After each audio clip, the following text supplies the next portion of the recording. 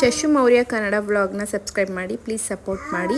6 month plus ಬೇಬಿಗೆ ರಾಗಿ ಸರಿ ಮಾಡೋದು ಹೇಗೆ ಅಂತ ತೋರಿಸ್ತಾ ಇದ್ದೀನಿ. ನಾನಿಲ್ಲಿ 2 ಸ್ಪೂನ್ ರಾಗಿ ಸರಿ ತೊಗೊಂಡಿದ್ದೀನಿ. ಮತ್ತು ಇಲ್ಲಿ ಅರ್ಧ ಸ್ಪೂನ್ ನಾನು ಒಂದಲ್ಗ ಸೊಪ್ಪುಂದು ಅದನ್ನು ಒಣಗಿಸಿ ಚೆನ್ನಾಗಿ ಬಿಸಿಲಲ್ಲಿ ಅದನ್ನು ಪೌಡ್ರ್ ಮಾಡಿ ಅದನ್ನು ಜರಡಿ ಹಿಡ್ದು ತೊಗೊಂಡಿರೋದು. ಅದನ್ನ ಅರ್ಧ ಸ್ಪೂನ್ ಪೌಡ್ರ್ ತೊಗೊಂಡು ಅರ್ಧ ಲೋಟ ನೀರು ಮತ್ತು ಅರ್ಧ ಲೋಟ ಹಸುವಿನ ಹಾಲು ಚೆನ್ನಾಗಿ ಕಾಯಿಸಿ ಆರಿಸಿರೋ ಹಾಲನ್ನ ತೊಗೋತಾ ಇದ್ದೀನಿ.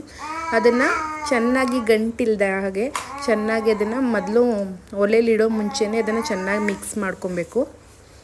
ಚೆನ್ನಾಗಿ ಮಿಕ್ಸ್ ಮಾಡಿಕೊಂಡು ಗಂಟಿರಬಾರ್ದು, ಒಂಚೂರು ಗಂಟಿರಬಾರ್ದು, ಹಾಗೆ ಚೆನ್ನಾಗಿ ಮಿಕ್ಸ್ ಮಾಡ್ಕೊತಾ ಇದ್ದೀನಿ. 6 ತಿಂಗಳು ತುಂಬಿದ ಮೇಲೆ ಈ ರಾಗಿ ಸರಿ ಕೊಡೋದ್ರಿಂದ ಮಕ್ಕಳಿಗೆ ಹಾಗೆ ಮತ್ತು ಒಂದಲ್ಗ ಸ್ವಲ್ಪ ಕೊಡೋದ್ರಿಂದ ಹೆಲ್ತ್ಗೆ ತುಂಬ ಒಳ್ಳೆಯದು. ನೋಡಿ, ಈಗ ಅದನ್ನು ಒಲೆ ಮೇಲೆ ಇಟ್ಕೊಂಡು ಗಂಟಿಲ್ದಾಗೆ ನಿಧಾನಕ್ಕೆ ಅದನ್ನು ಚೆನ್ನಾಗಿ ಬೇಯಿಸ್ಕೋಬೇಕು.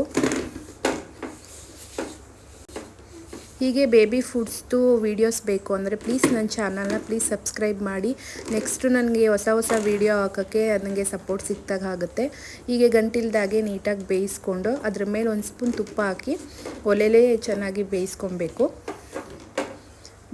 ಬೆಂದಾದಮೇಲೆ ನೋಡಿ ಈ ಥರ ಇರುತ್ತೆ. ಅದಕ್ಕೆ 2 ಸ್ಪೂನ್ ತುಪ್ಪ ಹಾಕಿ ತಿನ್ನಿಸಿದ್ರೆ ಮಗುಗೆ ತುಂಬ ಹೆಲ್ತ್ಗೆ ತುಂಬ ಒಳ್ಳೆಯದು. ಬೋನ್ಸ್ಗೆ ಮತ್ತು ಮೆದುಳಿಗೆ ತುಂಬ ಒಳ್ಳೆಯದು. ಒಂದಲ್ಗ ಸೊಪ್ಪೆಲ್ಲ ಬೋನ್ಸ್ಗೆ ತುಪ್ಪ ಮತ್ತು ರಾಗಿ ಸರಿ ಎಲ್ಲ ತುಂಬ ಒಳ್ಳೆಯದು. Thanks for